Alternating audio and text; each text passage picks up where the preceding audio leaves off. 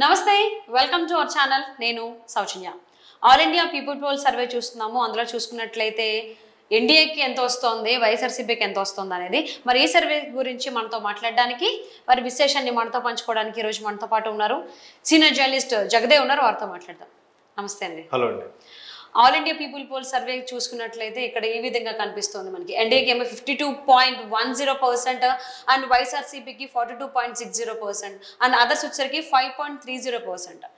So ఇది only April 30th వరకు ఉన్నటువంటి సర్వే అంతవరకే ఉన్నది. సో ఈ రకంగా చూసినట్లయితే దీన్ని ఏ విధంగా మనం చూడాలి? ఇప్పటి వరకు చాలా సర్వేస్ వచ్చాయి, అందులో ఇది ఒక సర్వే. దీనిపైన మీ అభిప్రాయం ఏంటి? ఇంతకుముందు కూడా మీరు అన్నట్టు చాలా సర్వేలు వచ్చాయి, సమ్ ఎడ్జ్ అని రైజ్ అని ఏవో వచ్చాయి. ఇప్పుడు ఆల్ ఇండియా పోల్ సర్వే వచ్చింది. ఇందులో కూడా మనకు క్లియర్గా కనిపిస్తుంది. అంటే ఏదైతే ముందు 2019 ఎన్నికల్లో టీడీపీ జనసేన విడివిడిగా పోటీ చేయడం వల్ల పర్సంటేజ్ ఏదైతే చీలిపోయిందో ఆ పర్సంటేజ్ కలుపుకుంటే ఖచ్చితంగా వైసీపీ మీద ఖచ్చితంగా నెగ్గేవారు. అప్పుడు వైసీపీకి 44%తో ఎంతో వచ్చినట్టుంది. సో ఆ 44% అలా పక్కన పెడితే టీడీపీ అండ్ జనసేన విడివిడిగా పోటీ చేయడం వల్ల జనసేన జస్ట్ 4% ఎంత వచ్చింది, టీడీపీకి 37-39 వచ్చినట్టుంది. ఆ రెండు కలిస్తే బాగుండేది. ఇప్పుడు ఏమైందంటే ప్రభుత్వ వ్యతిరేక విధానాలు, ఏ అభివృద్ధి లేకపోవడం, ఉద్యోగాలు లేకపోవడం, చాలా రకాల సమస్యల వల్ల అట్లాగా వైసీపీ గ్రాఫ్ పడిపోయింది. తర్వాత టీడీపీ గ్రాఫ్ పెరిగింది. మరోవైపు చంద్రబాబు గారు అరెస్ట్ తర్వాత కూడా టీడీపీ గ్రాఫ్ పెరిగింది. అనుకోకుండా ఆ అరెస్ట్ వల్లే చాలా వరకు ఒక కూటమి ఏర్పడే దిశగా అడుగులు పడ్డాయి. దానికి ప్రధానంగా మొదటి అడుగు వేసింది జనసేన. ఆ తర్వాత మన జనవరి ఎండింగ్లో బీజేపీ కూడా కలిసింది. సో బీజేపీలో ఉంది కాబట్టి, బీజేపీ సెంట్రల్ ఆల్రెడీ ఎన్డీఏ కూటమి పేరుతో ఉంది కాబట్టి, ఎన్డీఏ కూటమిలో ఒకప్పుడు భాగస్వామి టీడీపీ కాబట్టి రెండు మొత్తం కలిసిన తర్వాత ఎన్డీఏ భాగస్వామిగా చెప్తున్నారు. ఇప్పుడు ఎన్డీఏ భాగస్వామి గారికి చూసుకుంటే ఇది ప్రధానంగా కూటమికి అలాగే వైఎస్ఆర్సీపీకే ప్రధానంగా ఉండే పోటీ కాబట్టి ఎంత వరస్ట్ సిచ్యువేషన్ లో కూడా 52% కైవసం చేసుకుంటుంది అన్నట్టుగా ఇచ్చంటే హాఫ్ మోర్ ఉంది.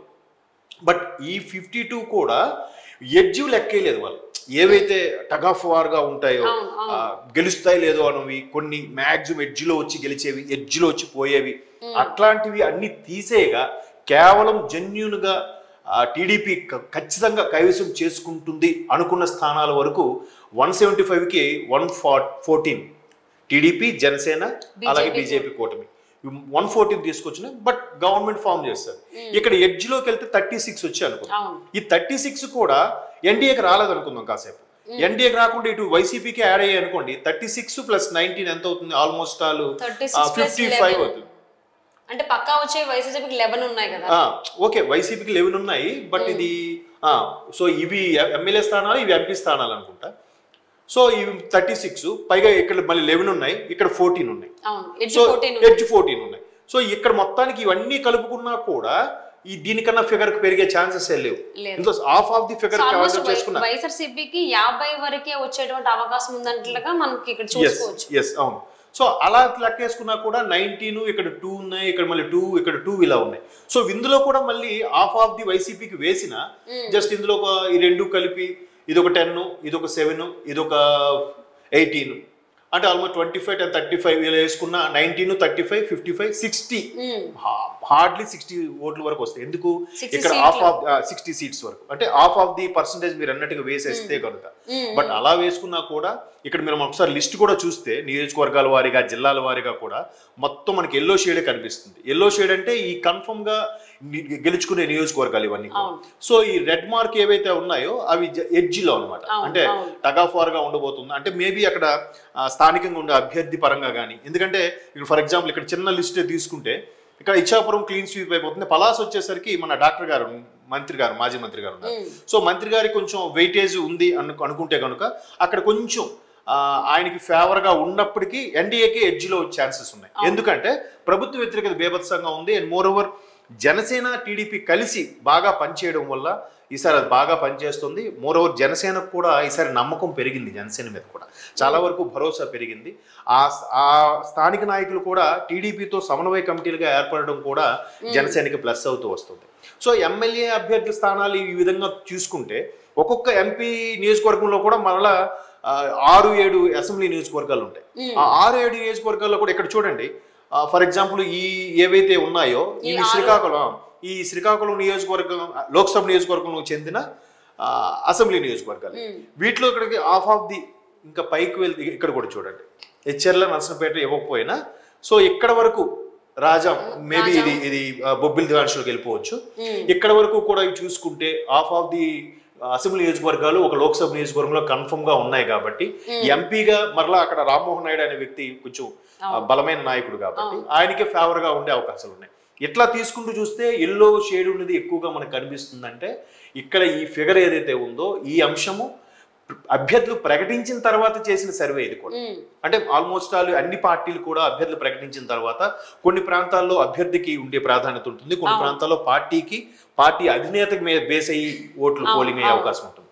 సో అభ్యర్థులు ప్రకటించిన తర్వాత చేసిన సర్వే కాబట్టి ఇది ఆల్మోస్ట్ ఆల్ రిజల్ట్ కి దగ్గరగా ఉండే చాలా రీసెంట్ ఏప్రిల్ 30th వరకు వచ్చినటువంటి లేటెస్ట్ సర్వే. ఎందుకంటే మన ఇప్పుడు ఎలక్షన్లు ఎంత ఫార్గా నడుస్తున్నాయంటే డే బై డే చేంజెస్ అయిపోతున్నాయి చాలా వరకు. అంటే ఇక్కడ ఈ అభ్యర్థి మళ్ళీ మారుస్తారంటాం, ఆఖరికి బీ ఫార్మ్స్ సబ్మిట్ చేసే వరకు కూడా ఆ అభ్యర్థి ఆ అసెంబ్లీ నియోజకవర్గంలో కానీ ఆ పార్లమెంట్ నియోజకవర్గంలో కానీ పోటీ చేస్తాడా చేయడం అనేది క్వశ్చన్ మార్క్. లాస్ట్ మినిట్ లో కూడా కొన్ని మార్చిన సందర్భాలు ఉన్నాయి కదా. సో అట్లా ఇప్పుడు కన్ఫర్మ్ అయిన తర్వాత ఇంకా 10 రోజులే ఉంది కాబట్టి ఇప్పుడు సర్వే చేస్తే పక్కాగా ఒక క్లారిటీ వస్తుంది. మ్యాక్సిమం గెలుచుకునే స్థానాలు 114. పోనీ ఇది కూడా వరస్ట్ కేసులో ఇంకా అన్ని రాలేదు అనుకుందాం, కొంచెం 10 14 తీసేయండి, 100 అయినా వస్తున్నాయిగా, మ్యాజిక్ ఫిగర్ అబోగే ఉన్నాయిగా. మిగతా 70 వైసీపీకి వచ్చిన ఇక్కడ 100తో కూటమి డెఫినెట్ గా గవర్నమెంట్ ఫామ్ చేస్తుంది. సో ఇదే అంశం మీద మనం ఈ ఎల్లో మార్క్స్ ఏవైతే ఉన్నాయో చూసామో ఇక్కడ 114 వరకు అవుట్ ఆఫ్ 175 114 టీడీపీ 19 వైసీపీకి పక్కాగా వస్తుంది. ఈ రిమైనింగ్ ఏవైతే ఉన్నాయో ఒకటి 36 ఎడ్జ్ లో ఉండేవి, ఓకే ఎన్డీఏ ఎడ్జ్ అంటే అక్కడ ఆ పర్టికులర్ 36 అనేవి టీడీపీకి జనసేన బీజేపీ స్థానాలు ఏవైతే ఉన్నాయో అవి ఎడ్జ్ లో మనకు కొట్టుకొచ్చేవి. పొంద సగం పోయే అనుకుందాం, సగం కాదు ఒక 20 పోయి ఇంకో 16 యాడ్ అవుతుంది కదా. 16 యాడ్ అయితే మళ్ళీ ఇక్కడ చూడండి 130కి వెళ్ళిపోతుంది కదా. 130కి వెళ్ళిపోతే రిమైనింగ్ ఎన్ని ఉన్నాయి, 45 ఎన్ని ఉన్నాయి, ఆ 45 వైసీపీకి వస్తాయి.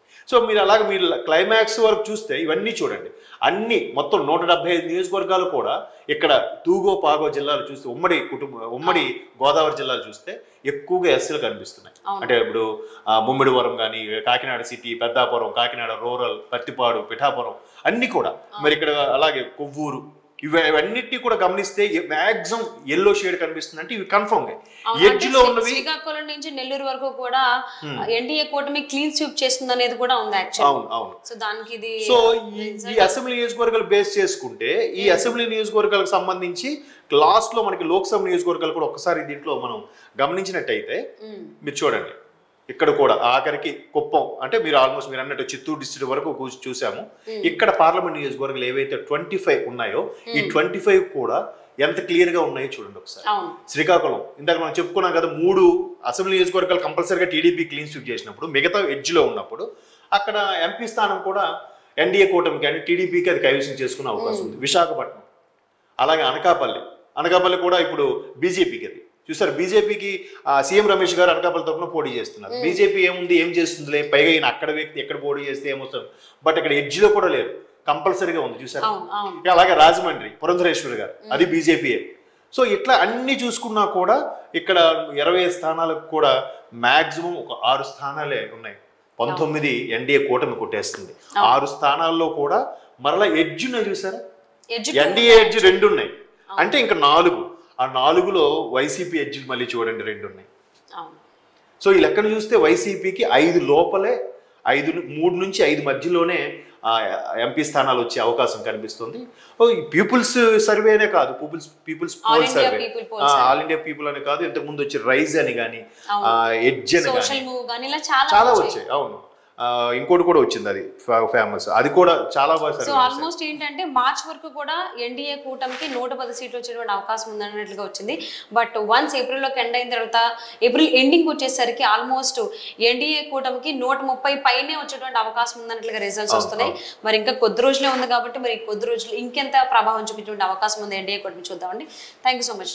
Thank you.